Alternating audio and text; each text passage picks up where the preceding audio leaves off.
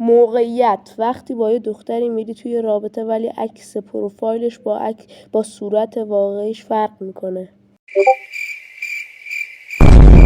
یا اول فصل یه دختر به هم پیام داده. چه خبر شده؟ خدا احتمالاً داره امتحانم میکنه، بذار بلاکش کنم و مورد رحمت قرار بگیرم. من شیطان پرست سگم. چه اتفاقی داره میفته؟ ریدم تو خودم.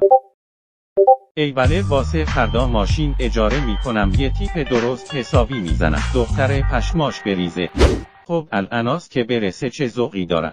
من هوس باز نبودم، نامردی از دنیا دیدم. گیرم تو خودتو هوسه کسکش. من اگه میخواستم با تو وارد رابطه بشم همون شوهر عمم رو میکردم که اون روز به هم نخ داد. صد مادر، میدونی چقدر هزینه کردم تا تو یکیلی از من خوشت بیاد. کارپوس عکساتو میبینم، شاه کس نیویورکی اینجا شبیه کیر هنگام جق میمونی اومده در مورد هوسش